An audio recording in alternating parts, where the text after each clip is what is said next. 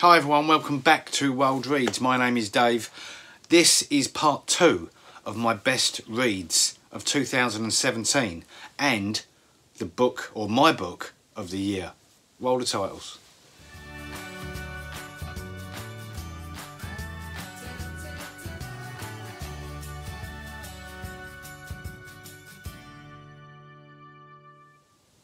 Hi everyone, welcome back. As I said in the introduction, welcome back to part 2 of my best reads of 2017. So just to recap, not necessarily books that were published this year, although a lot in this selection, I'm just looking down to the selection of books that are going to appear in this part 2. A lot of these have been published this year. Thank you to all those that have already watched and commented on part 1, and I shall leave a link to that down below in the show notes. So the first book in part 2 is a book that, if you'd have described to me what kind of book this was before I picked it up, or before this was actually given to me, I would have ran an absolute mile. If someone had said to me, Dave, we've got a book that we want you to read, and it's a sort of hi-fi, it's a sort of sci-fi horror. Sci-fi horror does not appeal to me in any way, shape or form, but this book was fantastic. Under the Skin by Michel Faber. This was a book given to me by Jen Campbell, by the brilliant Jen Campbell. This is a lovely edition. This is one of the Canon editions from Canongate, which they occasionally do with their best-selling books. Now, Michel Faber was an author that was familiar to me. I've got a short story collection called The Fahrenheit Twins, and I've also got a few copies of The Crimson Petal and The White. But I didn't realise that I didn't really know what Under the Skin was about, and it is essentially it's a sci-fi horror. Pay no attention to the film. I shortly after watching this book, Vicky went out on her Christmas do, and I settled down to watch the film, eagerly anticipating a faithful rendition of the book. No, the film's rubbish. The film's awful. Don't bother with the film, but do bother with this book. This is brilliant. Absolutely brilliant. It's gripping, and it just shows you what can happen if you widen your reading horizons. As I said, if someone had said to me, you know, this is sci-fi horror, I would have ran an absolute mile. It's not usually my thing at all, but it just goes to show you should be open-minded when approaching these things, because this book has now made it into my top reads of 2017. And it's absolutely fantastic. I'm going to read you the back. Italy spends most of her time driving, but why is she so interested in picking up hitchhikers? And why are they always mute? Oh, sorry, I need to clean the glasses. Why are they always male, well-built and alone? An utterly unpredictable and macabre mystery, Under the Skin is a genre-defying masterpiece. And indeed it is. I'm not going to tell you too much about the story because I don't want to give too much away. I don't even want to tell you who Italy is or what Italy is. That's all the clues I'm going to give you. But if you want a book that's very different, that's superbly written, then I genuinely recommend that you check out Under the Skin by Michel Faber if you haven't already, because it is genuinely brilliant. The next book is a book that's been doing the rounds on BookTube for quite a while now, a few years, and it is one of the most divisive books I have ever come across. There are those of BookTubers and readers that are in Camp Love, and there are those that are very much in Camp Hate for this book. I am genuinely in Camp Love. I love this book, and that is A Little Life by Hanya Yanagihara. I'd had this for a little while, and what was putting me off reading it was its size. It's a hefty tome. It's 720 pages in paperback. This is one of the best books that I've ever read in my life, hands down. I fully understand. I know Mercedes over at Mercy's Bookish Musings has made a very famous, now famous video, absolutely tearing this book to shreds. And yes, book is flawed. It's very flawed, but in my opinion, and the people that love this book, it's also brilliant. There is flaws, there are obvious flaws in this book, and I'm not going to make this a dissection of A Little Life. It's just that for me, if a book's brilliant, the characters have to be brilliant, and I loved the characters in this. I thought they were just rounded out, and Jude Malcolm, JB. The characters in this will last with me for years and years and years, and I know I'm going to read this again at some point. And who knows, when I come to reread it, I may feel differently about it, but I hope not, because this is genuinely one of the best things I've ever read in my life, and I absolutely love this book. So I've got no hesitation, and I was thinking of maybe making this the read of the year, my read of the year. That was until I read a couple more that just pipped it at the post. So A Little Life by Hanya Yanagihara, eagerly awaiting her follow-up to this as well. Apparently it's set on a boat. The next book on the list is a book that I was eagerly anticipating its publication this year. It came out in July, and that is How to Stop Time by Matt Haig. Now, I love books about time travel. It's a plot line that never ages for me. You see what I did there? But no, I really enjoyed this book. This book concerns a guy called Tom Hazard. He is hundreds and hundreds of years old, and he's teaching history in a London school, secondary school, comprehensive school, and it's absolutely brilliant. I loved it. It's a brilliant story. I finished it in, I think it was just the one sitting on a very hot July afternoon out in the garden. I just steamed my way through this. It's a quite brilliant book with quite excellent artwork. Well done for the team at Canongate for this, because they've really pulled it out the bag. And now as well, there's an illustrated edition of this that's come out recently, and also the paperback is due to drop onto your shelves in early January, I think. It's a brilliant book. It's really well written. The story's excellent. In fact, shall I read you the blurb? Let's read you the blurb. Tom Hazard has a dangerous secret. He may look like an ordinary 41-year-old, but owing to a rare condition, he's been alive for centuries.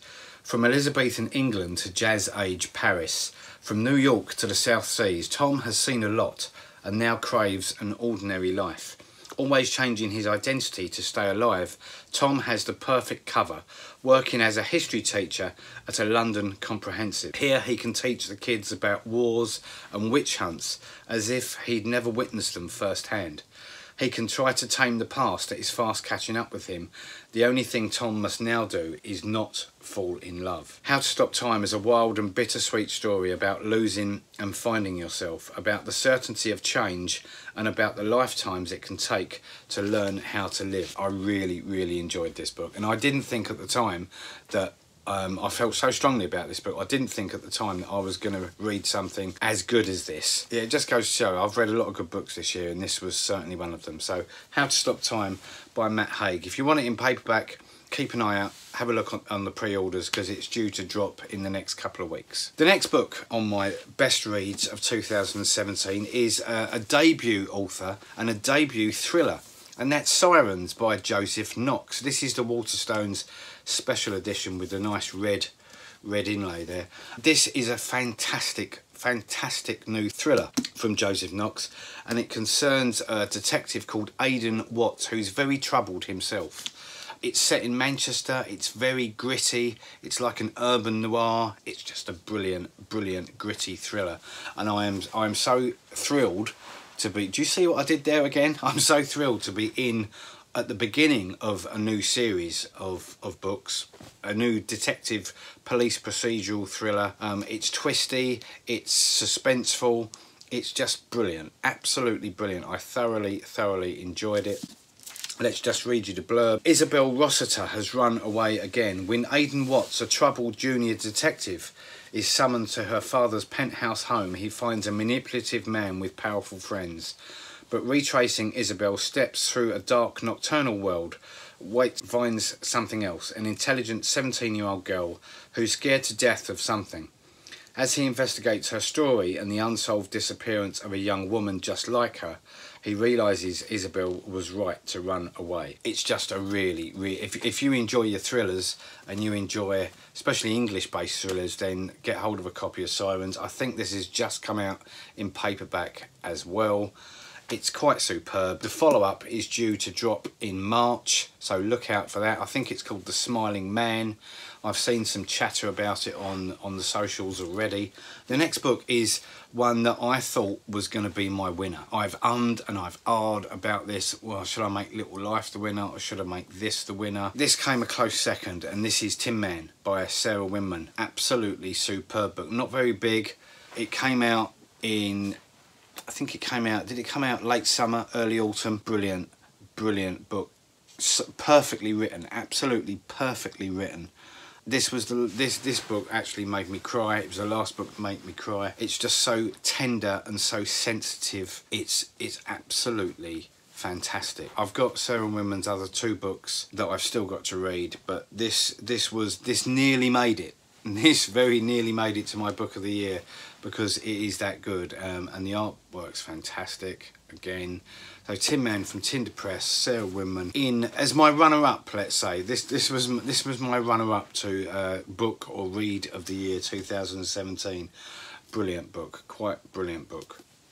And now it's time for the last book, and this book is my read of the year. This is the best book that I think was published this year, and also it just turns out that this book was the best thing that I've read this year, and that book is The Keeper of Lost Things by Ruth Hogan. I've almost run out of things, and I've almost run out of good things to say about this book, because it is fantastic and I love it. I absolutely love this book, and I've got it in the hardback, I've got it in the paperback, I've got it in the Kindle. I just can't stop buying this book, and everyone I talk to, I recommend this book. Lindsay from The Wandering Reader recently made a brilliant video about a plan that she's got this year to read every month a recommendation from a booktuber, and she very kindly asked me to recommend her a book, which I did, and I recommended this one. This is superb. This is a debut novel as well from Ruth Hogan. It's published by Two Roads. I'm Ruth Hogan, and I'm the author of The Keeper of Lost Things. The Keeper of Lost Things is a love story. It's also a ghost story. It's also a story about how lost people and lost things can sometimes, against all the odds, find their way back home. One of the reasons why I wanted to write this story is, and I'm going to blame my mum and dad for this, because right from when I was a little girl, they used to drag me around antique fairs and junk shops. Not that I minded, because to me they were always magical places where I might find treasure. And then as I got older, I carried on collecting, and I became fascinated by the relationship that we have with the things around us, and the things that we collect in particular, because we invest a huge amount of emotion into these things, and they then become worth to us much, much more than their intrinsic value. The first line of Keeper came to me on a train journey, and I had the first line, but I needed something to hook onto it. And there were 2 articles that I found. One was about what happens to human cremation remains when they get left at the undertaker's, and the other one was about what strange, weird and wonderful objects get left in lost property departments. And the 2 of those together, along with a story of a former neighbour of mine who was a hoarder on a massive scale, whose fiancé had died when he was young, they were the elements that set me writing Keeper. The Keeper of Lost Things has been a joy for me to write, because I've spent my entire life collecting things, and so to write a story about someone else who spends his life gathering in things that other people have lost has been a fantastic opportunity for me to indulge myself as much as anything else. And I really hope, as readers, that you enjoy the book as much as I enjoyed writing it. Meet the Keeper of Lost Things. Once a celebrated author of short stories, now in his twilight years, Anthony Perdue has spent half his life lovingly collecting lost objects, trying to atone for a promise broken many years before. Realising he is running out of time, he leaves his house and all its lost treasures to his assistant Laura, the one person he can trust to fulfil his legacy and reunite the thousands of objects with their rightful owners. But the final wishes of the Keeper of Lost Things have unforeseen repercussions, which trigger a most serendipitous series of encounters. with an unforgettable cast of characters that include young girls with special powers, handsome gardeners, irritable ghosts, and an array of irresistible four-legged friends. The Keeper of Lost Things is a debut novel of endless possibilities and joyful discoveries that will leave you bereft once you've finished reading. I'm so pleased that I found this book. I hadn't heard any chatter about this before it came out. I just walked into Waterstones earlier in the year and I saw it, and who couldn't resist that cover? I mean, it's absolutely gorgeous. And the paperback, they've done a superb job on the paperback as well.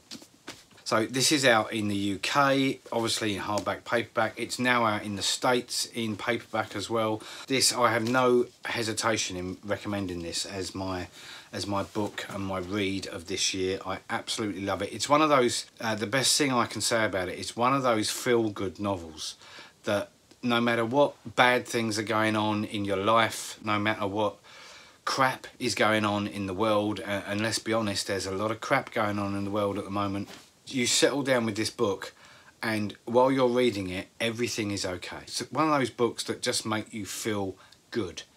And it's one of those books that can just... This book sums up what's great about reading for me personally. It's an escape. It's a relief. You can just go up on your floaty reading cloud and just stay there and read this book, and while you're reading it, nothing else matters. It just makes you feel brilliant. And so I recommend, if you haven't read this book, please do yourself a favour and pick up a copy of this. You will not regret it. I absolutely love it, and I am so looking forward to Ruth's next book, which is out in May in 2018, and that's The Particular Wisdom of Sally Redshoes, which I haven't read yet, which I'm going to get round to reading probably nearer to the publication date. So this is the proof copy, so that will be coming out in May. So that was it. That was the end of my best reads of 2017. I hope you enjoyed them. What have been your... I'm very interested to find out what's been your best book that you've read this year. Please let me know in the comments down below. By the time this goes out, it's going to be New Year's Eve, so have yourself a very safe New Year's Eve. Have a great time, whatever you're doing this new year. Enjoy your books, and I'll see you next year. In 2018, have a very safe and happy New Year celebrations wherever you're going, whatever you're doing. I'll see you very soon for another BookTube video. Take care. Bye-bye.